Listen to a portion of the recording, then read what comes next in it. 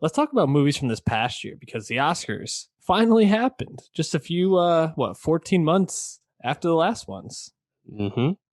At last, long last, protracted award season. Felt like it was going on forever, which is a funny combo because it was in a year with less movies than ever. So uh, I think it's made for interesting discourse, but really just less discourse than normal. You can tell just the average person just less engaged with movies over the past year, and it certainly reflects in the ratings. So it's a weird one. It's like the real heads Oscars, you know. Only the diehards were into this one. I will say I was pretty into this. And I was into it for a couple of reasons. First of all, uh, I don't think usually we know, or the person who kind of is like the director of the Oscars is like super well known. But this year was Steven Soderbergh, who has two awesome movies coming out this year that I can't wait to talk about. Probably will be mentioning those next week, or at least one of those next week. Hmm. Um, and he made quite a few changes. He took the music out of the show, the music performances, moved it to the pre-show. I did not watch the pre-show. I don't know if you did. Negative. Yeah, not worth it from what That's I heard. fine. Don't need to see the Yeah. song performances. You can No. listen to them if you want. Exactly. Good And choice. pretty much Her was nominated, so we knew she was winning. So whatever. That's his life. Her wins. But, and it was moved to the Union Station. And it's usually at the Dolby Theater, but this year, Correct. yeah, Yes. it was held at Union Station, pared down, No nominally Zoom sitting in allowed booths, as well. which actually I think made for a pretty cool experience, and it was filmed like a movie. I mean, that opening scene with Regina King walking through Union Station with, like, I don't know if it was supposed to be like the Black Keys type sound behind them, but a very Steven Soderbergh type rock song. As the credits were going up of like who you'd be seeing later in the evening. Yeah, and I was nice like, touch. Fuck yeah, let's do this. And then the broadcast started. And Dave, how did you feel about the telecast? Yeah, I mean, overall, I'm positive on it. I think there's things that work, things that didn't work, pros and cons. But overall, I liked it. In general, I liked the attempt to be different with it. I think this is also a great year to do that, where no matter how hard you try, you're not going to convince people that don't like the Oscars to watch it this year of all years, right? So just do what you want, really. And as a result, you got longer speeches, which I'm totally fine with. Yeah, sometimes the speeches aren't that great, but sometimes it leads to better moments, and we can get into some of those later. And at the end of the day, I think we're watching this to watch people win and talk about their win or what makes them happy and all that. So I think that's kind of the whole point. And no one gets played off now. That's great. And like the lack of Zoom was a nice choice. I think, the satellite locations where people were allowed to be that couldn't make it to LA. I think all that worked pretty well. On the other hand, maybe the lack of a host this year was more apparent in certain moments in terms of like transitions and whatnot. Like in the beginning, Regina King kind of capping it off with or starting it off with a like a speech and whatnot, and then going through an award or two later on. Yeah, like Riz Ahmed do the kind of the same thing. Those felt like well handled moments and stuff, but especially I think the quickly becoming infamous finale to this telecast would have been well served if there had been a host present. But yeah, I mean, for the most part, it was giving me what I wanted. So yeah, I'm not critical of it. I do think the telecast could have used a few more like bits to it as well. We really only got the music trivia segment, near the end of the show, which was also like right before the in memoriam, which I thought was kind of a strange choice to like go from this like the one moment of levity to like then this really heavy moment that also felt a little bit rushed. Maybe, and I think that's also where a host would have been welcome. Would have, I think, balanced out some of those moments of levity with a show that was obviously going to be a little harder given the circumstances of the year. I also I liked how it was really this homage to like a love letter almost to Hollywood and making these movies, giving these people who are not really seeing actual moments on TV, like actually showing some of the behind the scenes people, the producers, the makeup artists getting um, like I feel like a real shout out rather than just kind of like a 2-second shot and then it quickly played off. However, um, I gotta say, between Joaquin Phoenix and Laura Dern, there has to be an in between those two presenters, because Laura Dern just vamped and just like thanked every single person for being good at acting who was nominated. I was like, Laura, we get it. They're all nominated for a fucking Oscar. Like, just move on. We know they're good, man. And then Joaquin Phoenix was just like, yeah, he's not here. See ya, and close down the show. Right. Yeah. Tough. Yeah. Yeah. Other thing that I think quickly became a talking point was the, for the most part, lack of clips before awards and stuff.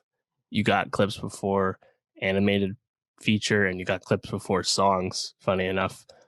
But, and then you got it for Best Picture, of course, which I think they did those well because they actually did actual scenes for each Best Picture nominee versus like a trailer cut.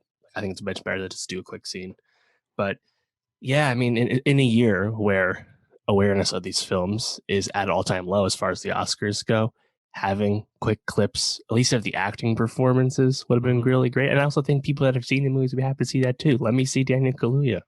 You know, like Yeah. uh No, I completely agree. And when we did get those clips near the end, we get for the best picture, we got I think like a minute of each. You get the Kaluuya scene inside the church. I am a revolutionary. Like, get you all jazzed up. Very odd choice by Promised a Young Woman. yeah, Promised a Young Woman to do the scene where she spits in his coffee and he drinks it and asks her out. I was like, oh, tough look for our guy Bo Burnham. Also, wanted to just say best international film, actually showing the ending of uh Another round. I just was like, what the hell? Like, it's like the moment of the movie, and they just put it out there. Interesting choice. Yeah, totally. So why don't we get into some of the moments of people who won, people that didn't. And I think we have to start with what we've alluded to in Joaquin announcing Best Actor, which was moved to the final award of the night, which was a surprise. I actually thought I had missed the two Best Acting awards when they announced Best Picture was coming up, because I was like, oh, this is the end of the show. It wasn't. And they haven't done this for over 50 years, so it was quite the choice. Really banking, I think, on a Chadwick Boseman win, emotional speech to end the show, go out on this right note. Boy, did that not pay off. Because Anthony Hopkins won for the father, and Joaquin Phoenix said, up, dude's not here, show's over, go home. Okay. What do you think, Dave? Where were you at with it? Yeah, definitely an interesting choice, especially given how it went down.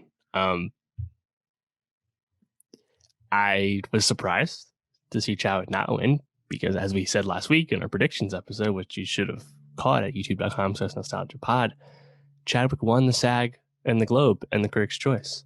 Hopkins had only won the BAFTA. Hopkins, as a British man, and Chadwick as a black man, the BAFTA thing makes sense. So no one was really expecting it, even though it's a great performance. And if someone was a place spoiler, it would have been Hopkins. It makes sense, but I just wasn't expecting it. And we knew Hopkins wasn't going to be there because he hasn't been there all awards race. He's always been not participating. So it really led to an awfully dud ending, especially with the lack of a host to save anything. Joaquin Phoenix, of all people, being there to be like, well, darn, like just being himself. Yeah. So it was something. It was definitely something, especially because like just 15 minutes prior, you had Nomadland taking home the big prize, of course, Best Picture. Normally, that's how you cap it off. Alas, not this time. Yeah, and not only taking home Best Picture, but getting Frances McDormand howling on stage like a wolf. I mean, Walker. What a moment that would have been to close it out. I get the gamble, and I think Brad, I think his name is Brad Mills. He's a producer for ABC. Was talking today about how the gamble paid off, even though Chadwick didn't win, because people are talking about the moment today. And sure, yeah, people are talking about it. But certainly made for, I think, a very awkward end to the show, which has had quite a few awkward endings, I feel like, in the last couple of years. Obviously, famously, the Moonlight La La Land mix up. Yes. But man, I don't know. The risk I don't think outweighed what the way it kind of came about, and it really. I don't know if I would say I'm like angry about it. I think if anyone was going to win this category, probably the only one I didn't want to see win was Gary Oldman. I think that was the only performance that wasn't up to the rest. Sure. So I'm not really mad about who won. Anthony Hopkins obviously destroys that role, but definitely I think disappointing for Chadwick. Yeah, chalk it up to Sony Pictures. Everyone made fun of them for doing what they always do, taking their sweet time to platform a release. And in the process, the father wins for Best Actor. And it also won adapted screenplay. And that was not what people thought would happen. Yeah. You know, like, I think there's a few like various levels of surprise at the down ballot awards, but Sony, they took it home. They got what, 2 wins, 3 wins for the father, and Yeah. gotta give them to him. Just to kind of wrap up the Chadwick thing, the Globes are basically collapsing on themselves at this point, and we might talk about that in the near future. But kind of funny that the Globes and the Oscars each kind of held up much differently in the eye of critics and people within the industry. The Globes might have had the best Chadwick moment of the awards season. In terms of his wife obviously getting to make a very emotional speech for his win for best actor in a musical or comedy. So, kind of crazy, but this is kind of where we're at. That might be like the last really great moment from the Globes. So we'll see. Why don't we move on to some of the other notable winners, Dave? What stood out to you? What moments did you like? Yeah, so just quickly, some of the smaller awards. The father won adapted screenplay over Nomadland, and Mank won cinematography over Nomadland, and those were various levels of surprises. Mank got second award also on production design. In the process, Netflix won 7 times last night, the most they've ever won, the most a streaming services ever won. Of course, Best Picture still eludes Netflix, and Trial of Chicago 7, a Netflix film, missed out on all any wins. So Netflix, a big win for them, big night for them, but they still want that big prize. Hasn't happened just yet. Irishman, Marriage Story, Chicago 7, they're trying. They haven't gotten there yet. So obviously some historic wins. You had Chloe Zhao, only the second woman ever to win Best Director. Of course, first woman of color in the process. That's huge, and you have to think Chloe Zhao is not going to go away anytime soon. Of course, we'll be seeing her again end of the year with Marvel's Eternals, but this was a coronation all year. She swept the entire race, and that's a big deal. You have to think.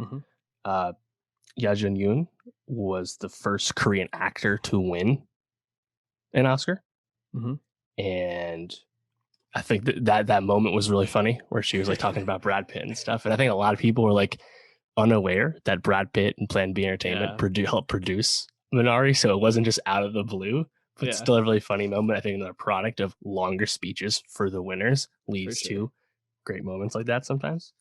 Also, Emerald Fennell is actually the first woman to win a screenplay Oscar in 13 years. Hasn't happened since Diablo Cody won for Juno back in like 07.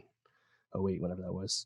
And then one other note I had, Anne Roth, who won costumes design for Ma Rainey, is the oldest woman ever to win an Oscar at 89. And also on the oldest side, Anthony Hopkins at 83, oldest actor to ever win.